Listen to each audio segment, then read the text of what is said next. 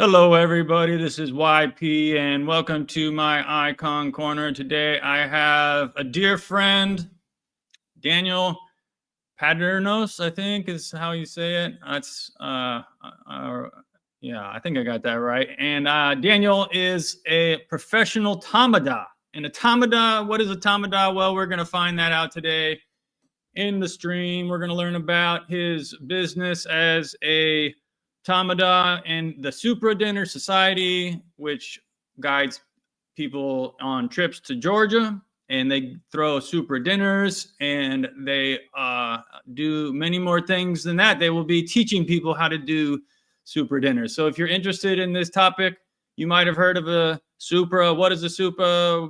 How do you do it? This is the stream for you. Be sure to like the stream, subscribe to the channel, share with your friends and your social media accounts these videos that we are making, and watch to the end because this is going to be one you're not going to miss. Daniel, welcome to the channel. Thanks, Daniel. Yes. I'm also a Daniel. If you want to pray for me or us, you can pray for Daniel. That's my Christian name. Padrnos, did I get that right? Padrnos, that's it. Padrnos. I got it. Okay. So we're talking all things Supra today. But why don't you just give us a quick background of who you are, bio kind of thing. Yeah. Well, thanks for having me. I am, I guess, born and raised in Colorado is where to start. Grew up in Colorado Springs and was raised Roman Catholic, pretty devout Catholic family. Went to a Catholic school up in Spokane called Gonzaga. Did the whole engineering thing and didn't really want to go through with that. So I got restless after I graduated and went to Africa for 2 years with a great organization called First Things Foundation. And that was my kind of intro to the Supra, to my good friend, John Heers, who I've been working with for the past 8 years. And I did 2 years in Sierra Leone as kind of a volunteer. After that, I was hired to manage all the overseas operations for First Things Foundation. So John and I were working pretty close together. That was my intro to Georgia. Amazing country. My first time there was 2018. If you guys haven't been, top place, put it on the top of your list. And with being introduced to Georgia, John and I started doing Supras. John had been doing Supras for a long time. He had lived in Georgia in the 90s. But when he hired me, we decided to start a restaurant. And so we built KP Restaurant together in South Carolina. That was in 21. Neither of us were restaurant guys at all. I think I was a bartender for like 3 months after I graduated college. And we got the restaurant off the ground. I think, people say, like, if you're not in the industry, you can bring an amount of creativity to it that doesn't exist there. And I think that's what happened. The restaurants become immensely popular. They have 3 or 4 Supras every week. And we can get into what a Supra is. But that popularity kind of caused people to ask if we could do Supras, these Georgian dinner parties, outside of South Carolina. So we'd get calls for like, hey, can you do our wedding in Colorado? Can you do our company thing in New York? Like, how do we get a Tamada here? So me and our mutual good friend, David Maricos, decided to move to Seattle and start Supra Dinner Society. And I've been here for about a year doing Supras in Seattle and then training Tamadas and opening up the Supra scene for the whole nation. Opening up the Supra scene for the whole nation. So this is, I think, do you think that Supras, this is a tradition? Is this kind of, well, I don't want to, actually, I want to ask quickly. You said you had, before we get into that, you said you had a degree, you have an engineering degree. Mechanical engineering. Mechanical engineering. That's, wow. So you probably kind of gave up a lucrative career. You probably could have gone and found work and been, making bank doing that, right? Coulda, yeah, Yeah, coulda. you still could probably, but what was that? What was that behind that decision? That's interesting. That you would decide you went, that's a tough engineering. You got to study math and physics and all this kind of stuff, and then you leave it to go to Africa where you don't get paid any money and you're there for 2 years with trying not to get malaria. So yeah. No, I just had a restlessness, I grew up in a pretty, I would say, cushy suburban American lifestyle. And I had an engineering job. I was working in an office for like 6 months. And the whole time I was just like looking at my superiors and thinking, is this really all I'm going to get out of life? Like, I'm putting so much effort and energy into something that is paying my bills. But I think I developed some depression during those 6 months, and I found First Things Foundation, and I got asked to go to Sierra Leone, and I told my boss, like, hey, I'm going to Sierra Leone for 2 years. And he misunderstood me. He thought I meant 2 weeks. And he was like, when I told him, like, no, it's 2 years, he was like, okay, let me know after 2 weeks, like, you're gonna hate it. Like, I'll get your plane ticket home and I'll give you a full-time job. I was like, no, man, I'm going for 2 years. And I didn't know what I was getting into. The whole thing rocked my world. It was a whole journey. I discovered Orthodoxy in Sierra Leone. Ironic enough, I was at an Orthodox mission, and a lot of internal messiness mixed with external messiness of being in West Africa made a beautiful combination to produce some spiritual fruit eventually. So, but that's a whole other story. So that's this is an interesting story, I think. You're not seeing the meaning and the purpose behind what you're doing, and you were honest enough to actually, some people will stay in that for years or maybe their whole life, and they'll just be like, okay, I'm not really seeing the meaning in life here. So this is sort of like a story that I can relate to, where you're like in darkness, kind of a dark place, and you're looking for light.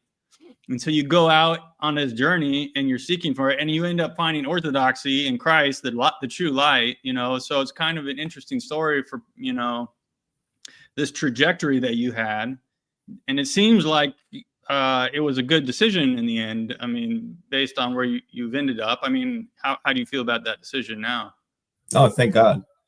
Yeah, you and I talked about this bit in Georgia. Like, it's just kind of a miracle, because the internal restlessness that I had somehow landed me onto this kind of like doorway into Orthodoxy. And I didn't expect it. I had never heard of Orthodoxy, really. I think I'd been to one liturgy as part of a class at my Catholic college, but like my experience of it was just that there's like lots of smoke and doors opening and closing. That's super boring. So I wasn't really seeking anything like that. But thank God he allowed me to be humiliated for a while in Africa, and I could start to see clearly for the first time.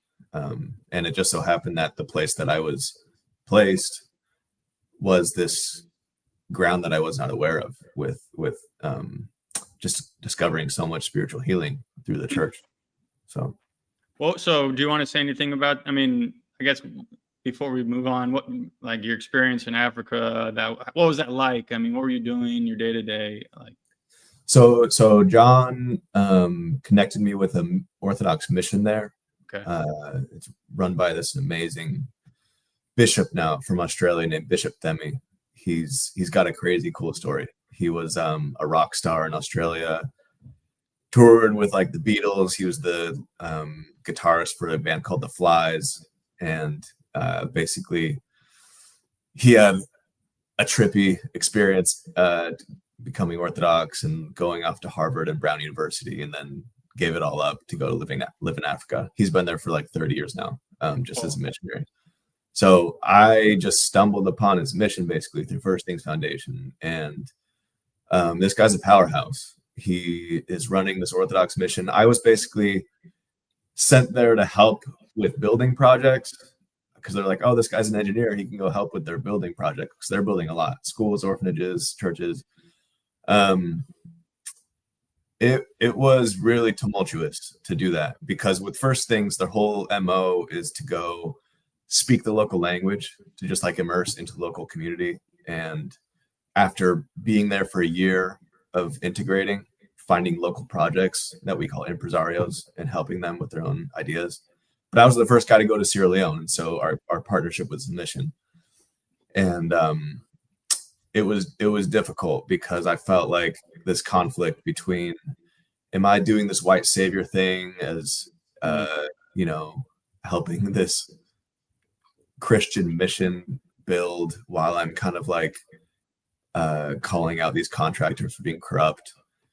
And at the same time watching Bishop Themi and see his humility and see him get screwed over and over again, and have so much forgiveness for everyone around him, and watching these very, just like think Sierra Leone, but then think of like the most degenerate corners of Sierra Leone where there's slums. That's Father, he would go directly to the poorest of the poor, and just go back to Australia, fundraise, give everything out, fundraise, give everything out. And it, like, in terms of like, is that a model that works for development or whatever? Not really. I mean, that was kind of difficult for me but then seeing that there's this man with such humility and such selflessness, it gave me a check internally, and I kind of realized like I'm experiencing a holy person right now. And then an encounter with holiness, I think, is judgment against you, and it can be healing because you see that the soul has a direction that can move in. So it's funny, man. I've never really explained the story in any space. Yeah. So I didn't know that about you. I didn't know about this bishop. Maybe we can get him on the channel sometime. It sounds like he would love to come on. Yeah. We can talk. We'll talk about that. Wow. So, the more I see, like, you are a very unassuming person, but the more I know about you, the more I find out about you, there's so much more to you here. Like, you just had this bishop and all this stuff, I imagine there's even more to find out yet. Tim Miller, thank you, sir. Again, with the super chat. He says, YP, Daniel, nice to be here. Thank you, Tim Miller. I got to tell everybody that my audience need to just thank Tim Miller because he's been giving me these super chats. Very generous person, very generous super chat. We're going to have him on the channel next Tuesday, but you guys might be noticing that I've been doing more interviews lately and streaming more on a regular basis. And why is that? Why am I being more consistent? It's because of Tim, because he's paying me to do this. When you're a YouTuber and you go and you do all this work and you don't get anything for it, it's kind of you don't get paid. It's not a paid gig really. And then people start attacking you online and leaving nasty comments. You're thinking, why am I even doing this? So the money actually does encourage me. Sorry to say, it encourages me to go live. So you guys all need to thank Tim Miller for that. Okay, so you go to Africa. You're becoming Orthodox. Let's fast forward. Well, you went to Georgia at some time, right? Yeah. So John Hears gave me like a side assignment. I think a year into being in Sierra Leone. So he hired somebody to go to Georgia, first person to go to Georgia, and she was placed in a difficult situation. But despite the difficulty of the situation, she didn't handle it so well, and she ended up after a few months burning a bunch of relationships and kind of giving First Things a bad name. So John asked if I could go to Georgia to kind of reconcile some of those relationships and make amends, write a letter to a bishop there. And so that was kind of like, that was like a month and a half. That was kind of the first long stay I had in Georgia. I lived with the family in Tbilisi, really took me in. And that was my first exposure. I've never spent a ton of time in Georgia. I've been to Georgia every year since 2018. I do tours now. Daniel, you were on the tour this year. But that was my first experience of Georgia. Besides John Hears, I mean, the way that John hires field workers for First Things Foundation it's really cool. He goes to their house to do a Supra. So my first Supra that I ever experienced was in 2017. So John came and he was like, yeah, Daniel, just, invite your neighbors, your friends, your buddies, like whoever wants to come, get some food, and then we'll do this thing called a Supra. I had no idea what a Supra was. I didn't really know who John was. But here's this guy who just hired me. He lives in South Carolina, and he's like, I'm going to get on an airplane and meet your family in Colorado. So that was the first time I met John, and that was my first Supra. We had 45 people at my house, which John did not expect. That's so you invited a lot of people. Well, that and I just had a lot of friends. 45? Like, who can fit 45 people in their house? Like, where did they all sit? Were they standing up to eat? Oh yeah, we were in my backyard. We had two tables. We were crammed back there. Yeah. Holy moly, you're popular, man. You got 45 people. You can just. I've got good friends. And neighbors. Extended family came. So it was like a going away party to go to Sierra Leone. Okay.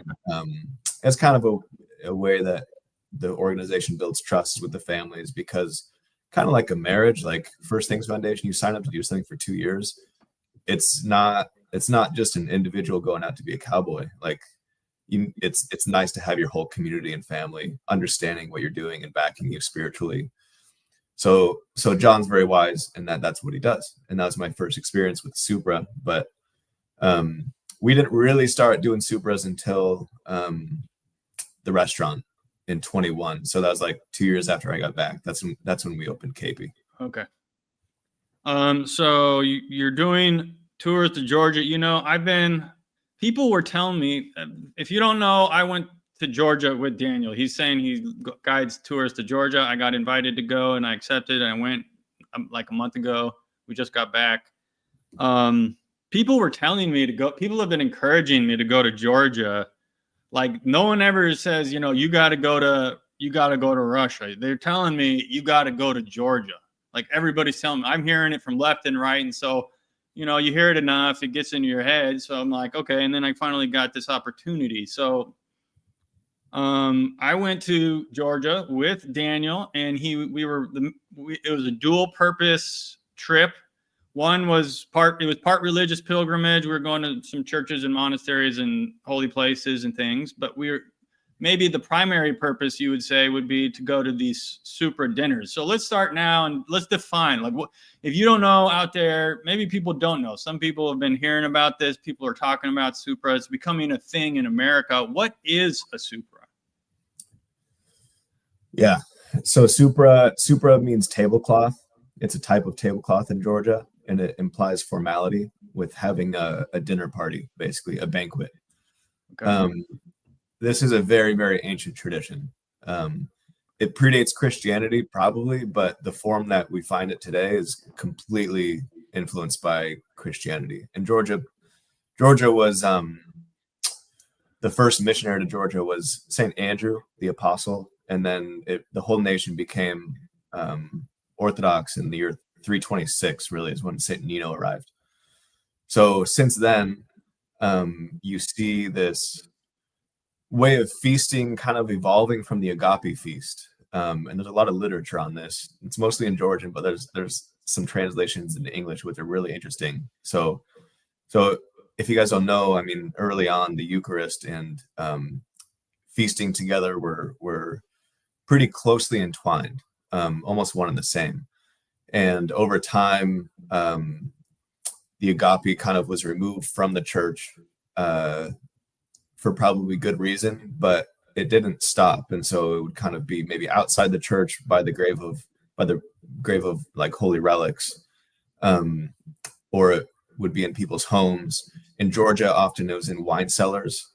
Wine cellars called Maranis are extremely holy places, even in Georgia now. Like there were old rules where, like a woman in menstruation couldn't enter into a Marani because it was considered a sacred space. So things like that, you realize there's parallels between Georgia's wine culture and its liturgical culture. So I'm getting ahead of myself, but a supra, for practical terms, is a feast.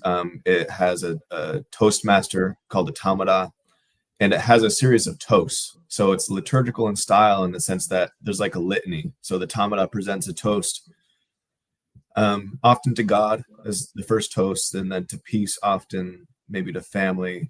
There's always a toast to the departed, a toast to new life and children, maybe a toast to humor, maybe a toast to suffering and struggle. There's all sorts of themes of toasts to family, friendships, and each toast is somewhere between like kind of a declaration and a prayer. The Tamada is usually kind of an eloquent, usually a male, but we had a fantastic female Tamada in Georgia, and you'll see that sometimes. But the Tamada will present a theme in a very poetic way. But it's not about the Tamada kind of being this great orator. It's more about remembering the beautiful things that we share, and then giving people an opportunity to express something, and through that sort of expression, kind of a prayer coming from the heart, that person enters deeper into the mystery of the theme that you're celebrating, and that theme gets fleshed out for everyone to sort of recognize the contours and the different angles about whatever the theme is.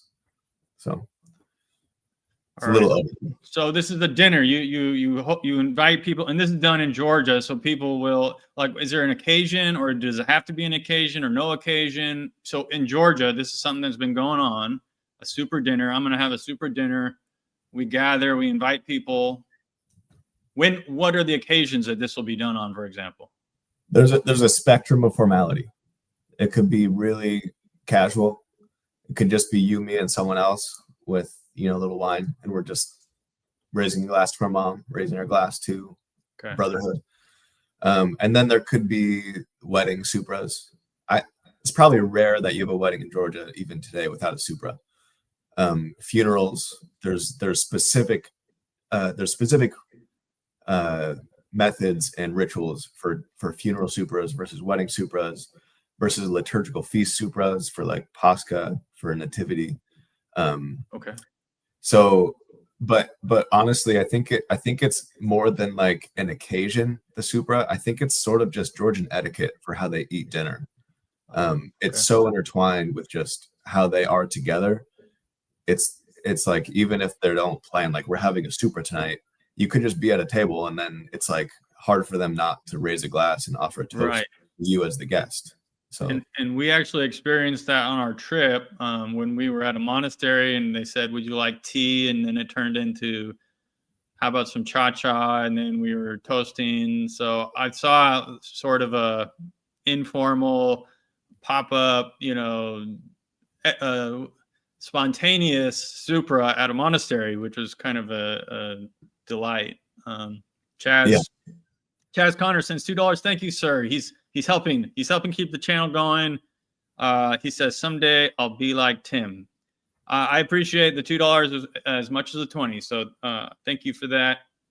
Okay, so I have so many questions about the Supra. I do want to eventually get around to your trips, your guided trips to Georgia and the trip that we had. But while we're talking about Supra, I have so many questions. First of all, I want to say I recommend to my audience, people are listening or watching, I think you should try to go to a Supra. If you ever get the opportunity to go and experience it yourself. This is something that Americans really need. It's kind of an opportunity to get to know people around you. You get to open up your heart to people. You get to know your neighbors like in a way that you never would. We've been doing these at my parish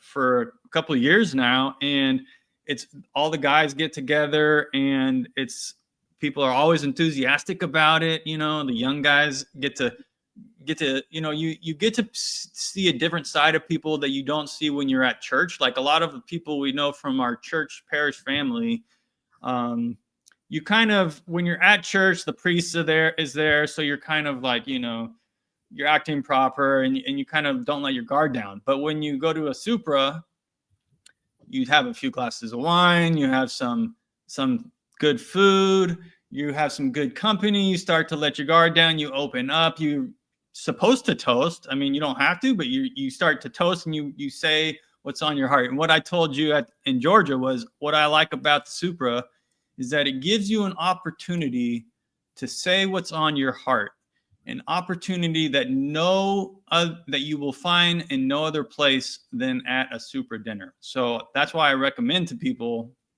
that they go to a Supra. And I'm trying to learn. This is part of the reason I go to Georgia here with you, is because I did Tamada once. I'm trying to learn from you how to do this. So that was like part of basically the reason I went, was to learn. So I have a lot of questions about it. And since I had you break in, go ahead. Yeah. Just to emphasize too, especially if you're an Orthodox Christian, this really will resonate, because it's your inheritance. I think that's what Orthodox realize really quickly, is especially in America, we're a baby Orthodox nation. We're figuring it out still. Mm-hmm.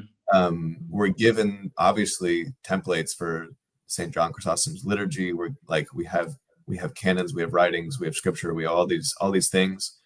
The thing that's sometimes more difficult to find, unless you're at a very ethnic parish, is the culture, because culture is downstream from the cult. And there's this idea that it takes 300 years of being in one place to actually start forming culture. As a nation, we haven't even been around that long. Right.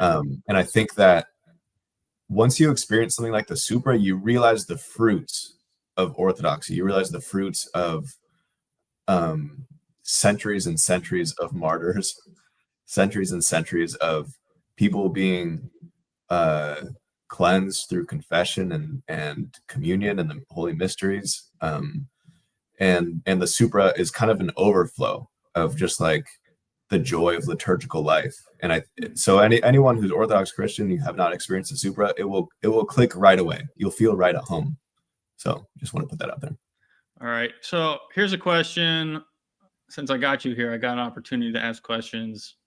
We've been doing the Supra dinners. We've been inviting the men from our parish.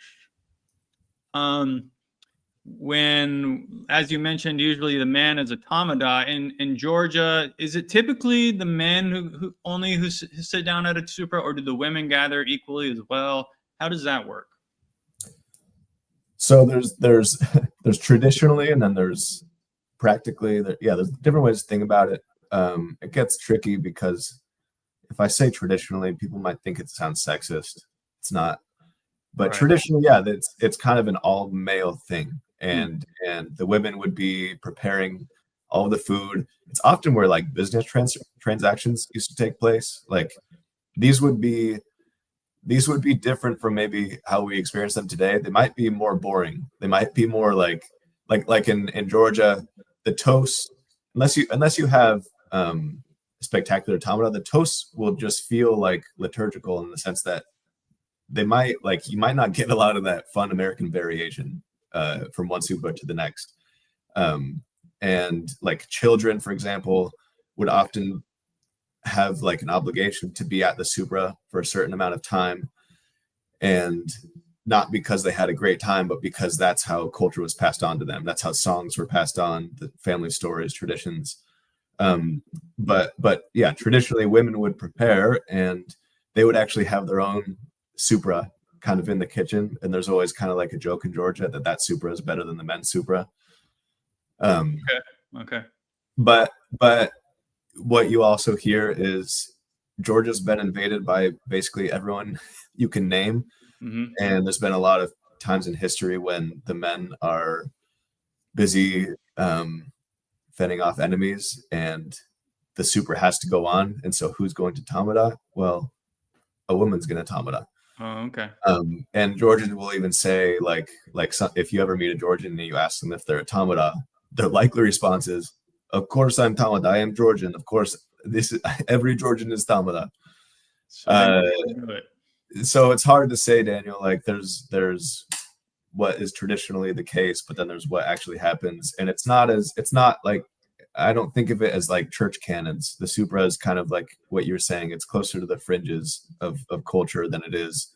These are the dogmatic ways that this must happen. So you see a lot of variation. Okay.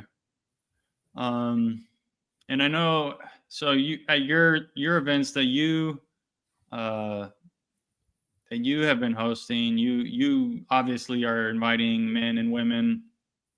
So there's so many directions I can go with this conversation here.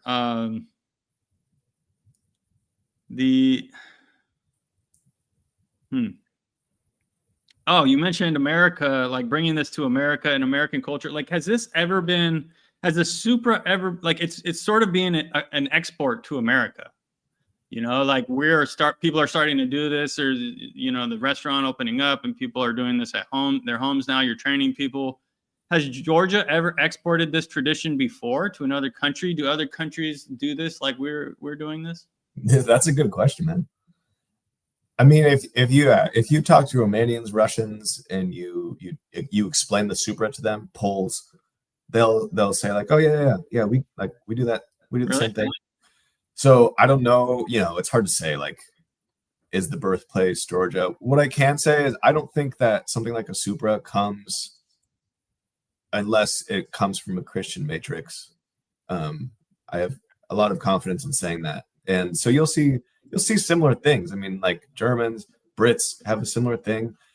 What I found with the Supra is that it's the most there's a lot of structure, and for Americans that's nice because I think it helps us to have the form, right? And then the form can invite the space for the spirit to inhabit. Okay. There's kind of like Georgians will joke, like the way that Russians drink is they'll just say like to your health and like chug a bunch of vodka, which is, I don't know, a form like just giving a toast is a form of a Supra. But I think the Georgians are just especially known for their poetry. They really value shared spirit through song, through words. Like dance is often a part of the Supra. So these are just extremely artistic people. Like on most street like centers, you'll see a statue and maybe you think like, oh, that's probably like a president, or that's probably, I don't know, a scientist. Like it's almost always like an artist, a poet, a saint, or a king or queen, something like that. These people value I would say the arts, and I think that the Supra is like the table where arts come. So yeah, and I'm thinking back to the Supras that we did in Georgia, and they were constantly throughout the night getting up and singing songs, and they're remembering their history, and these songs are about maybe the war that happened, and the women got up and played instruments, and it's like this is how culture and traditions and history was passed on, like and I mean, we even did this kind of thing in America and in other countries, not just Georgia. Like before there was a TV, before we had like televisions and computers and stuff, people would just gather and they'd listen to someone who had learned an instrument, and they would just sing songs or they play games or something. Like people would get in long winter nights like we're having now. People would just gather. This is like historically like a way that just humans, this was entertainment too. There's an entertainment to it. So do you have any comments on that? Yeah. I'm reading this book called I Drink, Therefore I Am by Sir Roger Scruton. Oh, he makes an interesting comment. He's kind of going after like the scientists who are telling us that alcohol is bad for you in all these ways. He's like, it's the same scientists who say that the loneliness epidemic is like 3 times as deadly, or some quantity more deadly than having a drink or two of alcohol a day. And he makes an interesting point, like sort of wine can be a thing that brings us together and eliminates loneliness. And it's through wine that we open up our heart and share things like songs and poetry and stories, and gather around the hearth like you're describing. So I find it interesting in America, this kind of tension between excess and sort of abolition, or not abolition. What was it in the 20s? You're not asking the right person. He's not going to be. But we abstain or we indulge. And right. The teetotalers. The prohibition. There you go. And I find that the Supra kind of creates this pathway, like a real pathway to say, like, the point of this isn't to get wasted. The point of wine isn't so that you feel the effects of the compound of the alcohol. And yeah, like, sure, if you look molecularly, maybe the alcohol isn't like doing something great to your liver molecules, like whatever. Right. But gosh, we can't overlook the spiritual disaster of eliminating it.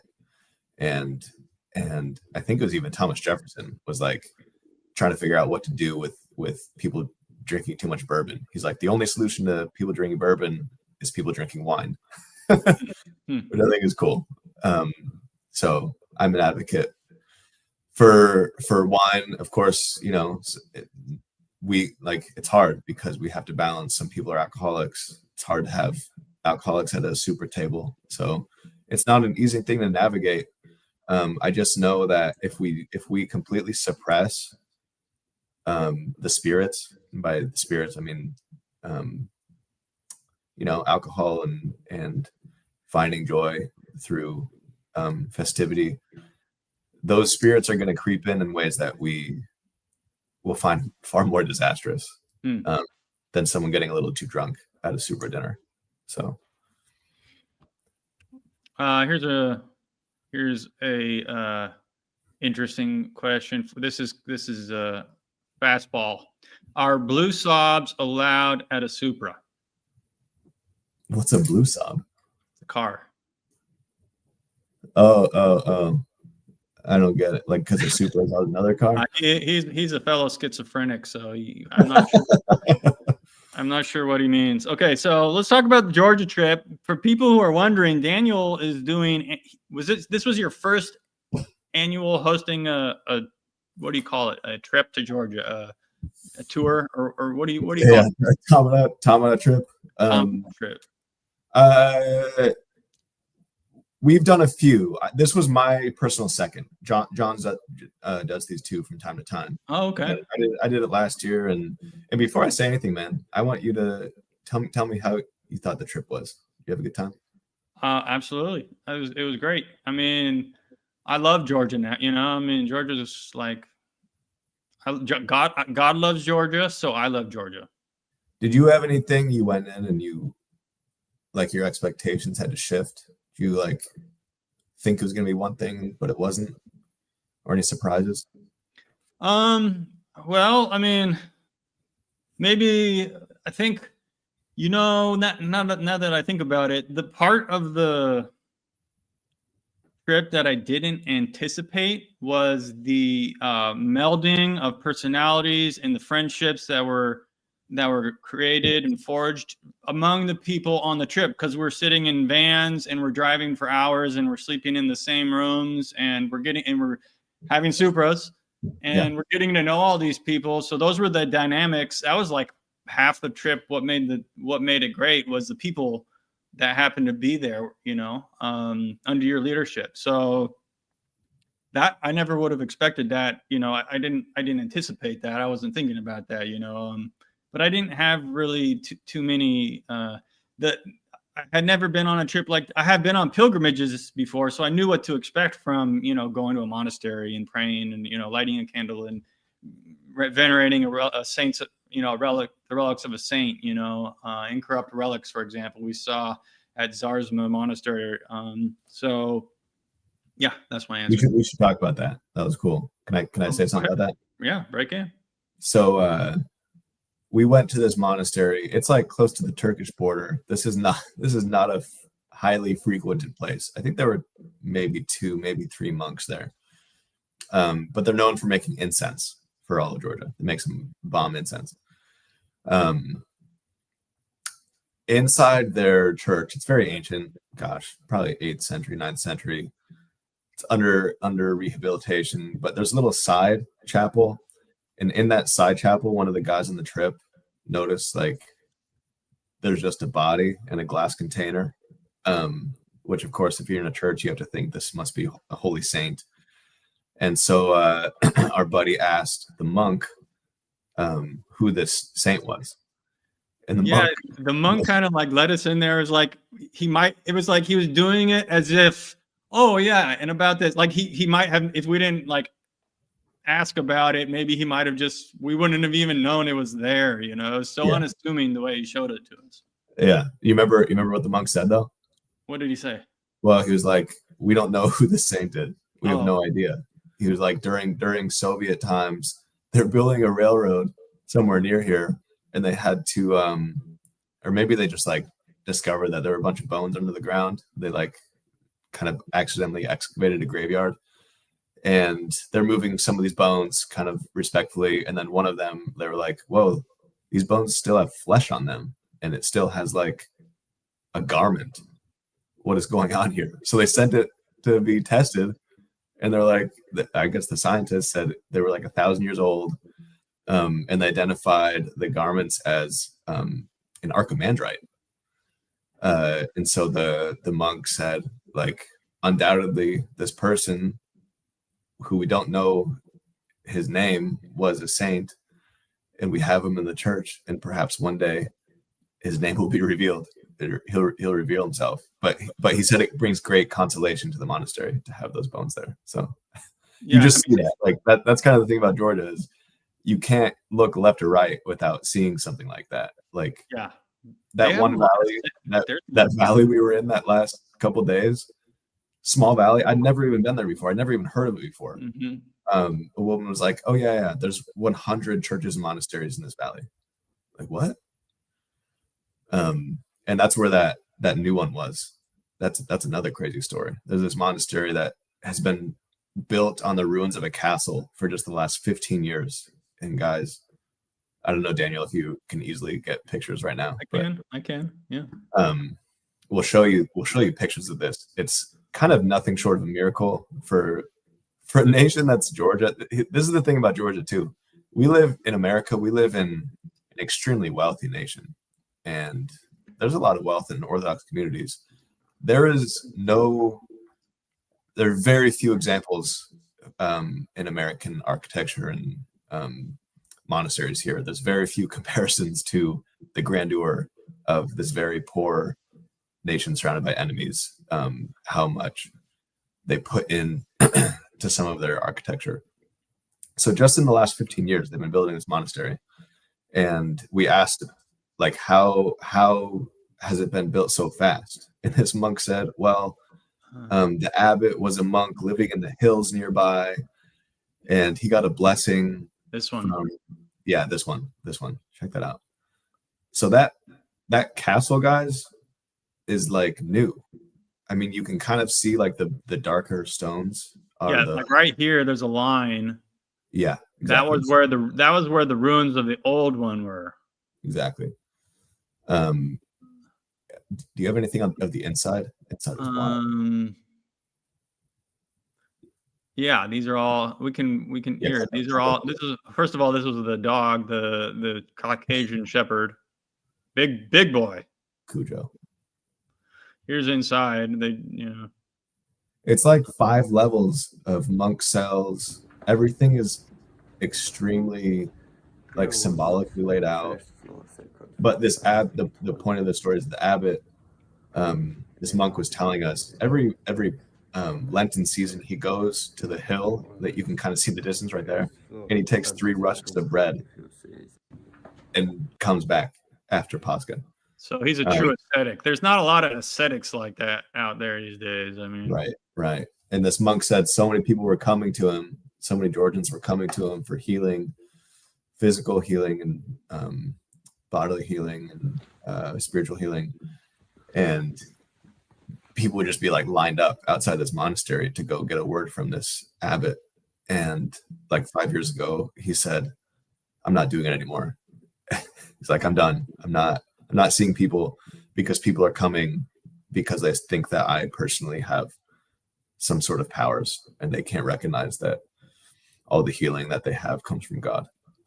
So we're showing you the inside of that picture of the monastery here that we just and saw. I think that this monastery is important to see because Georgia's it's not a ruined Christian nation. This man, like the spirit is alive and well, re-inhabiting the ruins and like breathing new life. And so this monastery, I thought was such a cool example of that. I mean, Georgia is really a miracle that, you know, this country has survived. You know, it's when you're like, you know, when you don't really have a big border on an ocean, and you're kind of hard to defend. You're getting attacked from all sides, and they're like right close to the Muslims, who would always be, you know, throughout history, very warlike, you know, and so they, you know, it's really, Georgia is really a miracle kind of that this Christian country has, you know, survived. It's acting funny again. Okay. I think they got the picture. The St. Nino cross, by the way, if you ever see this cross with the little angle on the bar. The grapevine cross. Yeah. So it's made. Okay, I gotcha. Grapevine cross. What's the story with that? So Saint Nino, from Cappadocia, when she was about 13, 14, she had a deep desire to go venerate Christ's tunic. She'd heard legends that Christ's tunic existed in this land called Georgia, and she was kind of trying to find some sort of affirmation that this was a blessed pilgrimage. And she had a vision or a dream, and the Mother of God came to her and gave her this grapevine cross that she wrapped with her own hair. And the grapevines, of course, like Georgia invented wine, is what they say. Georgians' culture and identity is very intertwined with wine. And so this grapevine cross that the Mother of God gave her is like, yeah, go to the land of the grapevines, and it's right that you go venerate my son's tunic. And that began St. Nino's great adventure, where she was, chased by Diocletian with Ripsimia, this princess, a bunch of virgin martyrs, ended up at Mitsketa, which is where you and I were. That's where St. Gabriel is. And you can see her grapevine cross in Tbilisi. It's inside a cathedral there. I don't know if you saw that, Daniel.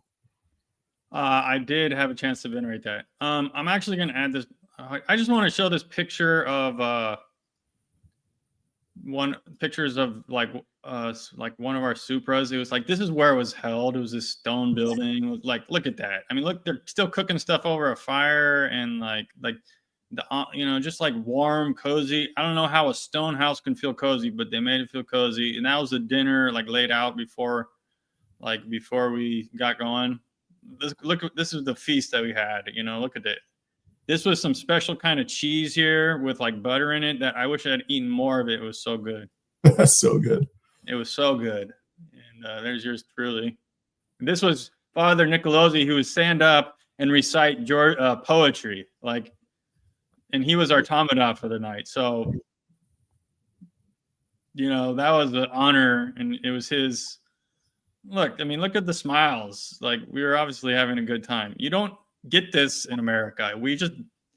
That's why we need to be doing this, Oh, there's some audio.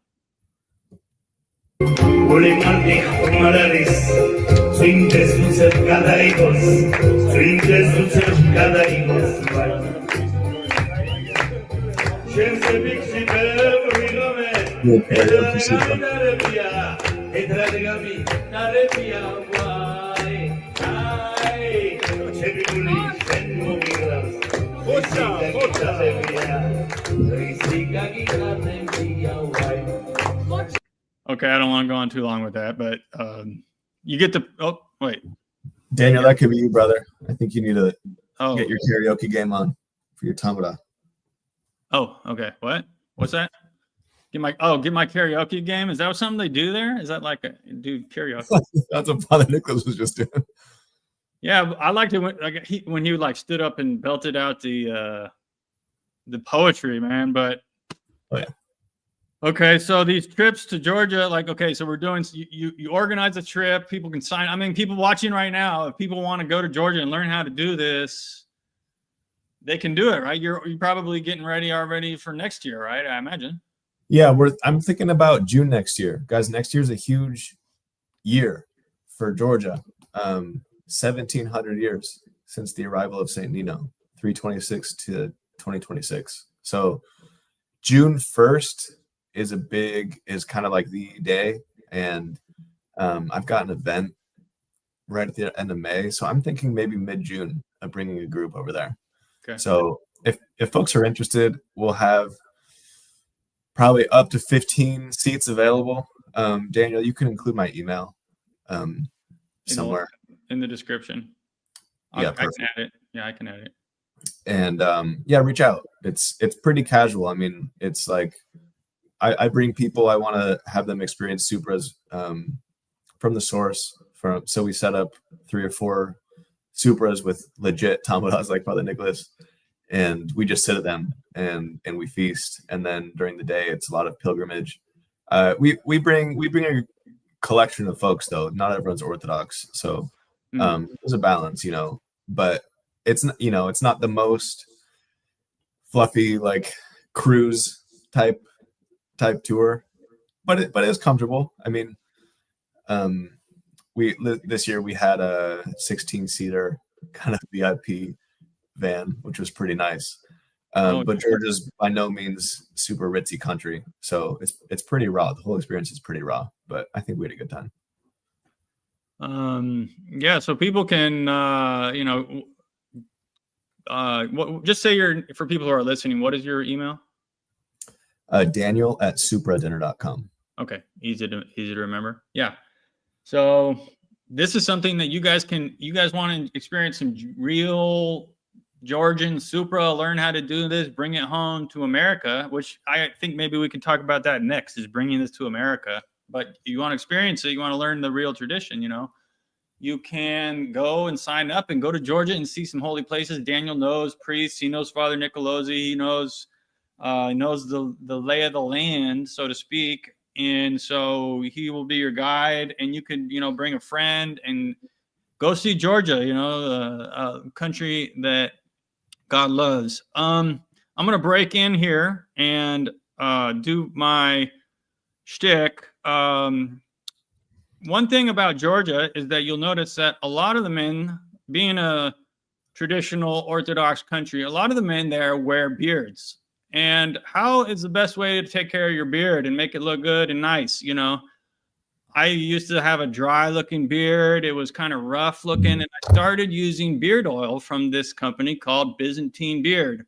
And it makes your beard soft, and it's kind of conditions your beard. It makes it shiny. It makes it look better. So if you want to get some of the highest quality beard oil on the market, you can go to my own website at byzantinebeard.com, and you can order monastic blend beard oil and comb it into your hair every day to get that nice shiny look. Or you could also use the beard balm, or why not order both, and you'll save $5 on each. So that is at byzantinebeard.com, and you can go get that right now today. It is available right now. So thank you for that.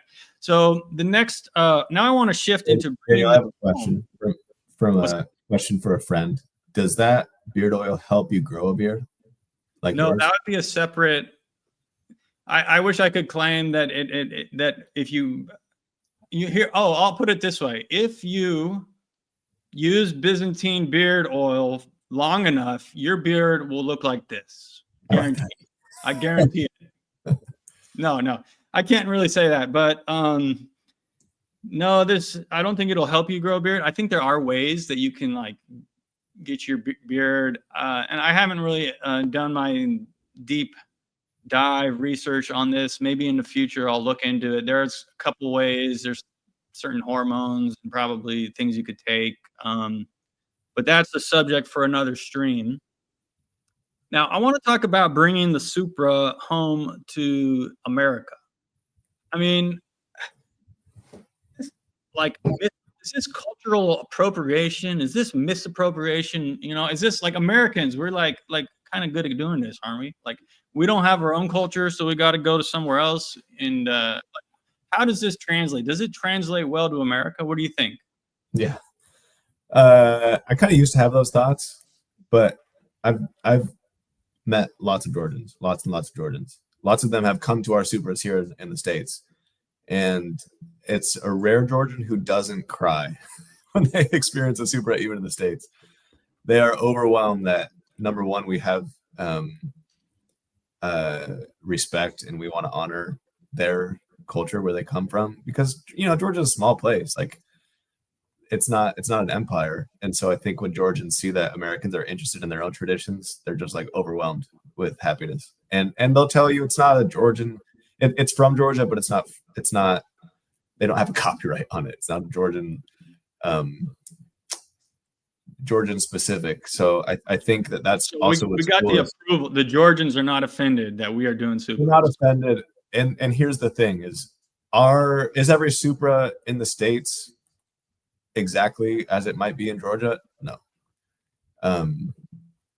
Is it something where I'm trying to like think up cool ways that we can make Supras more American? No. But just as an American who has an interest in Georgia, it's just going to look different. And I think that that's kind of what's cool is the Supra can adapt to different locations, different languages, different cuisines. And I think a Georgian will probably tell you that an American Supra is a bit more democratic. Do you remember, Daniel, the kind of a-hole Tamada that we had? Yeah. So we had a couple guys in the group that were nice American guys, and they asked this Tamada if they could toast on like toast 1 or 2. And the Tamada, this Georgian Tamada, by the way, we never asked him to Tamada. We just had dinner at his hotel, and then he just started doing a Supra, by the way. So when they asked if they could have a toast on like toast 2 or 3, he was like, by the way, I'll break in. You're supposed to ask the Tamada to toast every time you get permission, basically. So right. And usually in the States, like, yeah, of course, like anyone can toast if you ask permission, or even if you don't, which is also often the case. But this Tamada was like, so you want to disrespect me because like you want to take Tamada's power in my house? It was like a threat, and they didn't really do anything wrong. They just didn't really understand that, you know, we don't come from a place that really honors hierarchy in the same way. I think they call that mogging, right? Isn't that what the kids call it? I don't know the kids, man. I'm too old. You mock. But this guy felt threatened, and then, you know, like it's normal. Maybe after toast 4, 5, 6, and someone asked for a toast, he would be happy to let them.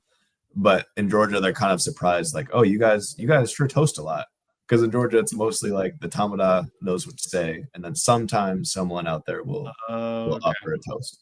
Yeah, that was like one of the main things. Like, I'm going here to learn. Like, we've been doing Supras, and I'm going there to see how they do it. And that was like one of the main things. Like the first things I noticed. Like when I did one here in my house. I did a Supra, and I was like trying. Like the Tamada, he's like kind of orchestrating the table and getting people, you know.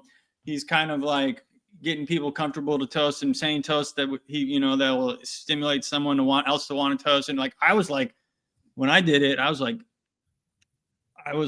in trying to get people to toast and, you know, instigating people kind of like, you know, the way I laid it out there, and it worked. Like the first couple toasts, everybody was toasting.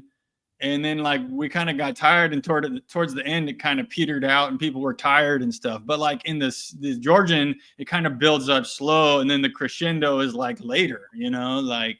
So and it could be much later. It could be much later. Like Supras can go on for 10 hours. Yeah.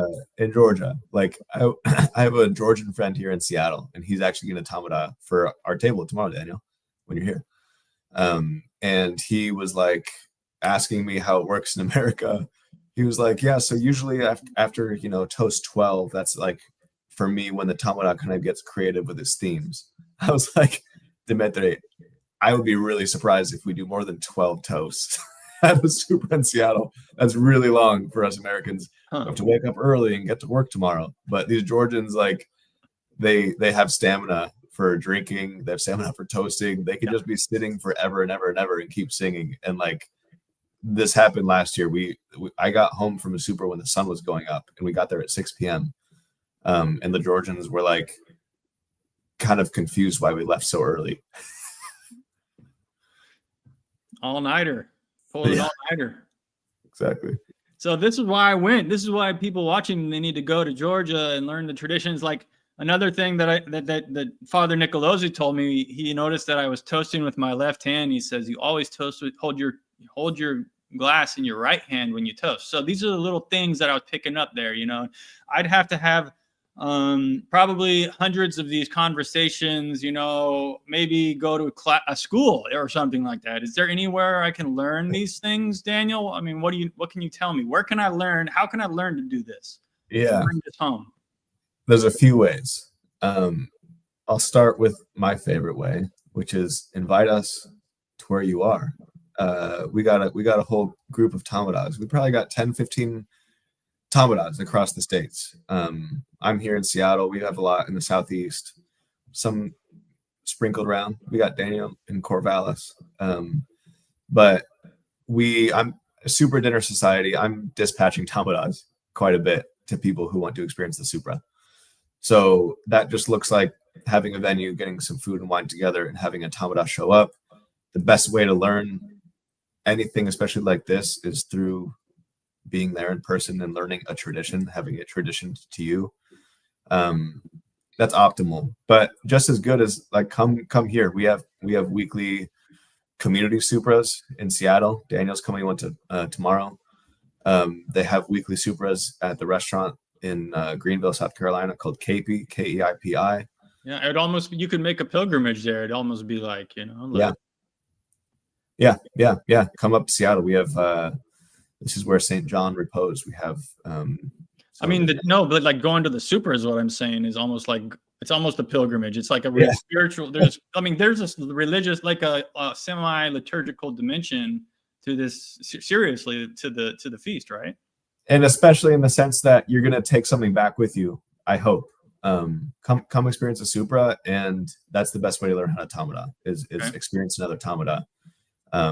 Because I've learned from John Heers. John Heers learned from his friend Mamuka in Georgia in the 90s. Mamuka learned from his grandfather, etc. So, but we also, you can visit our website, supradinner.com. We got some resources there, and I'm starting a online community on School app, SKOOL. I just set it up yesterday. It's called First. This is your website. Yep. This is the best way to go in terms of getting info on when our Supers are scheduled. You can click join a dinner or host a dinner. So this is where you can go. You can learn about it. You can sign up. They have articles and, so go to supradinner.com to learn about, joining one of these. Yeah, to read about it. We have a Substack, Supra Dinner Society. And then maybe the newest project is I'll be doing some online classes to train Tamadas. God willing, early, probably December, January is what I'm hoping for when those are out. But I'm thinking kind of 8 to 10 classes. The first, I'm going to have a discussion with John Heers. We're going to talk about sort of high level, what it's like to be a Tamada. What you learn from being a Tamada, what kind of skills you get out of it, and there's a lot. And then I'm going to do some just very like practical. Here's some tactics for how to be a Tamada. Here's what to do if no one's toasting. Here's what to do if too many people are toasting. Here's what you might toast to if things get a little too heavy. Here's how you might turn the table if things get way too intellectual and people try to like philosophy off each other. Right. Interesting. And so I'll be creating that class. It's going to be on the school app, and you can join our community now for free. Supra Dinner Society, and look out for those classes. I'm also going to film 2 full Supras, one with me as Tamada, one with John as Tamada. And we'll just kind of like cut those down so you can just see the toast. You can see what it's like to see a Tamada toasting. You can see what it's like for the Tamada to facilitate. I think the biggest misconception, and the thing that I do teach and I will continue to teach, is that as Tamada, it's not about you. And it's really easier to say that than to help you understand that. But there's something called generous speech, which is, I think that a lot of Americans have, and me for sure, I still have this tendency, and I could see it more early on when I started doing this. I thought that I just had to put the right combination of words together for people to like be like dumbstruck by how profound my statement was. And I thought that was the whole point of being a Tamada, was like kind of to give like 16 sermons in one night. There's a time and a place for homilies. It's not the Supra. The best toast that a Tamada can give kind of resonate with hearts of other people at the table and inspire them to riff on the toast that you gave as Tamada.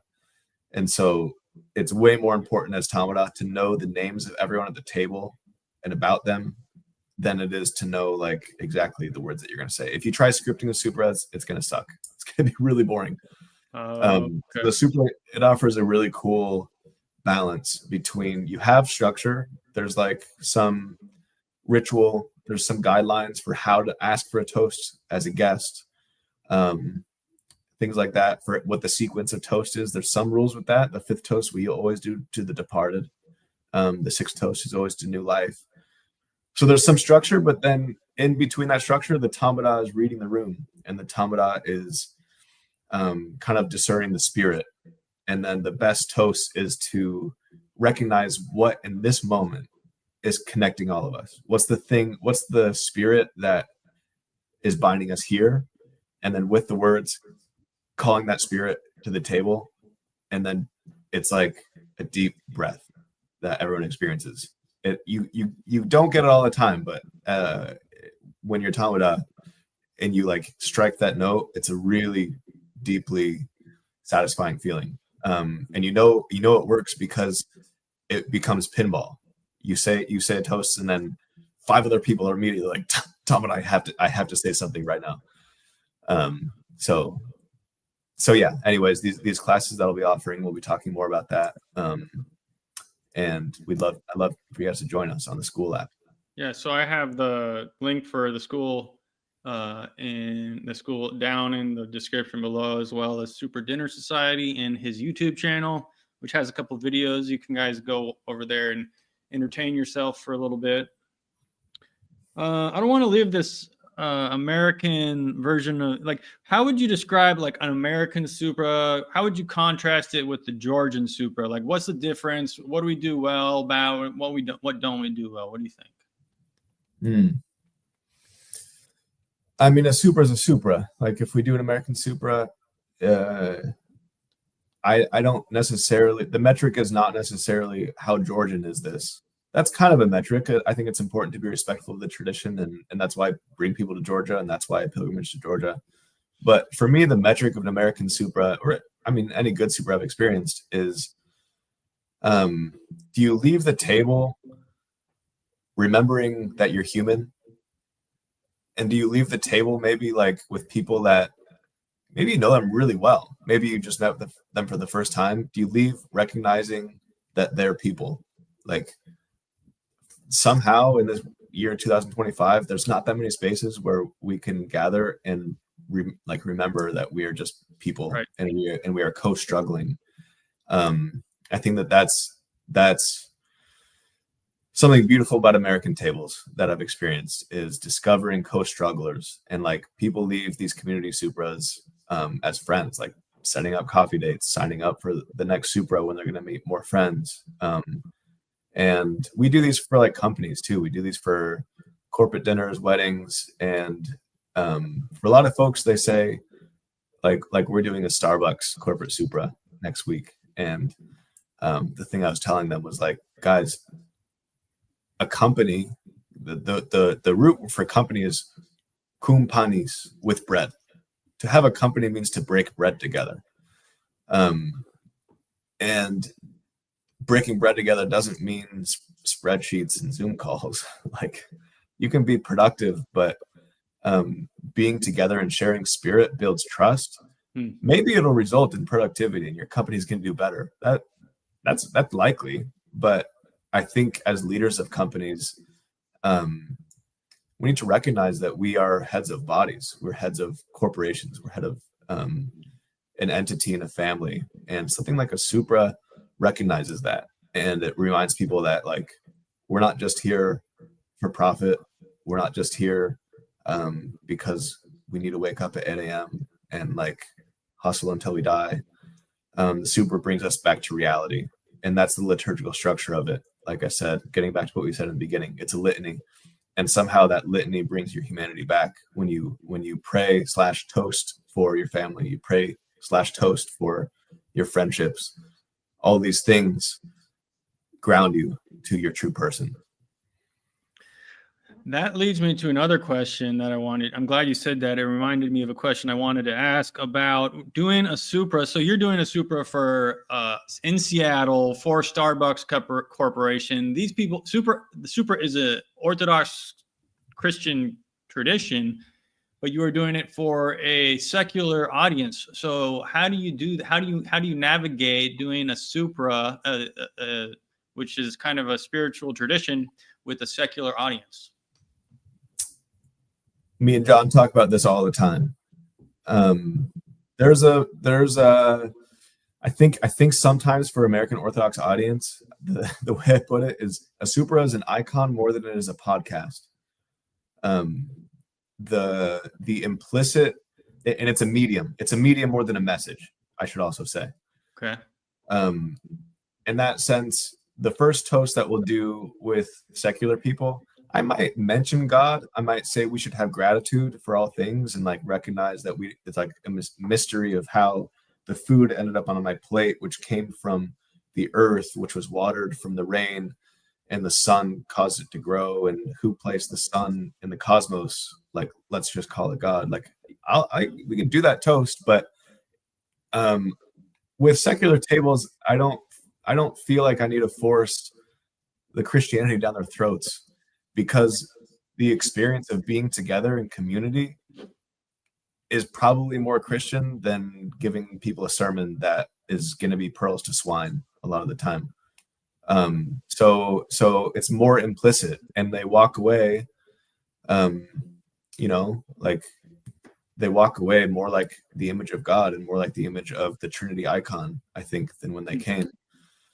So I don't, I'm not ashamed of saying that, like, this comes from a Christian tradition or talking about my faith during these dinners, but it's not, the point of it is not really to like give people a sermon or give people a like education on orthodoxy. I think that the relationship that they experience with each other is a beautiful expression of orthodoxy. And like I said, this tradition can only come from a deeply Christian place. And so to share it with them, even if you're not giving them everything explicitly, is going to introduce them to these deep themes that maybe will turn in something, but in that moment they see a little bit of light, I hope. I am seeing a little bit of light behind your head. It looks like an aura. You have an aura. Is the sun shining in Seattle right now? No, the sun never shines in Seattle. What is that? It looks like you got this light behind you. Yeah, I got a light up there. Oh, okay. Was that there the whole time? I can't even remember. It looks like it's like moving or growing or something. It's probably because it got dark outside. Got a little light. Oh, okay. Yeah. Interesting. Okay, I think, I just want to comment. I think, they say that the Japanese, they take other people's traditions and, they make them better. I think the Japanese would probably do really good with Supra. And especially since they're kind of like a formal, they would love it, you know, and they're kind of like, they understand like hierarchies and formality and all that. So It would be. I would love to do a tea Supra. That's kind of like don't tell the Georgians, but I feel like a tea party Supra could be cool. okay. I like that. Hopefully you'll be able to go to Japan and do a Supra someday, man. Let's do it, bro. Okay. Well, let's wrap it up. Why don't you? I mean, is there anything else you want to talk about? You know, I mean, what else? Anything else on your mind that you didn't get a chance to say? Is there? Oh, here's a question: is there an optimal number of people for a Supra? Good question. It depends what you want out of it. You could have 3 people. You could have 160 people. That's the biggest I've ever seen. Is 160 is a big Supra. We did it for a wedding in LA. It was awesome. If you want a good balance between kind of like everyone feels like they're invited to give a toast, and then you have these nice breathing sections of toasting to conversation, somewhere in the range of like 10 to 40 is a good amount. But I've done more, I've done less. But that's like the ones that I do in Seattle are usually around 20, somewhere around there. Okay. But it's, yeah, you get different effects. So I got one more thing, Daniel. Yeah. I just want to hear your thoughts on visiting St. Gabriel. What was that? Because that was a big right. part of our trip, a big moment. It was kind of it culminated at San Tavro, and we just had St. Gabriel's feast on the 2nd. I just wanted to know how that affected you. Well, it was just, I mean, simply put, it was just being, you know, it's a monastery, you know, a convent. So I just love being I just love being in the atmosphere, a prayerful atmosphere of in a holy place. You know, I had the opportunity to venerate his relics, and when you're in a holy place, and it's a prayerful atmosphere, you can pray, and you get in touch with your own prayer, your own inner life, what's going on at that exact precise moment. And you know, that's like that moment when you're in tune with your own spiritual life and you're praying. That's like when you can say the prayer that will guide your, you know, you're like at the helm of your ship at that moment. You know, you're guiding your life where you want it to go with those prayers. You know, it's the prayerful atmosphere, I think, that I appreciated most being there. There's this story that came out on Sunday. Did you see this? Right. I did. Yeah. There was a healing. There's a healing. There was correct me if I'm wrong, Daniel. I think he was a soldier. He was in the Ukraine war. Somehow he lost his voice for a year. He was shell-shocked. Yes. So, and he was just on a pilgrimage and went to visit St. Gabriel's relics, and St. Gabriel appeared to him. Just walked up to him. I can't remember what he said exactly, but he was like, "It's time to speak." Time to speak again. Start speaking. Yeah. And he regained his voice. This was just on Sunday.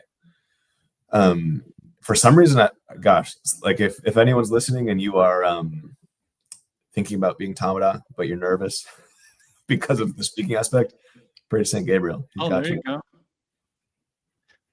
Americans love St. Gabriel. I know many people are taking him as a saint and have taken him as a saint. Incredible saint. Absolutely. Yeah. Alexander says Georgian wine is a must. No pun intended. So, okay. Yeah. And also people should know that there was the robe of Christ in Georgia. Like we came right from there too, which was another, most people don't know this story, but like Georgia's most holy site is where the robe of Christ is buried. Saint, what was the saint name? The name of the saint who was buried with Saint Sidonia. Yeah, Sidonia. So this robe found itself, the when Christ was crucified, they cast lots for his cloak, woven throughout. They decided not to tear it apart, and that cloak found its way to Georgia, and as soon as Saint Sidonia held that cloak in her hand, she passed out from love for God. Basically, she died, and they buried her with the cloak clutched in her hand. So she's buried there with Christ's cloak. And I didn't know this, but so praying there was also definitely a highlight. So Mishteka was a highlight for the spiritual, I guess. And Alexander says Saint Sidonia was Saint Nino's elder. I did not know that.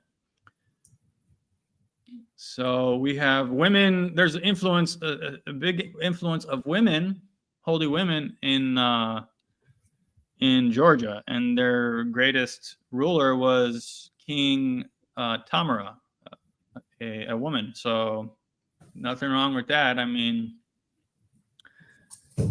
most holy person that ever lived was the Theotokos. Okay, so holiness is accessible to women. Maybe easier. Maybe it's even easier for women to become holy than men. I don't know. What do you think? Maybe so. May we all be like the Mother of God. Yeah. Saint, and all these amazing saints.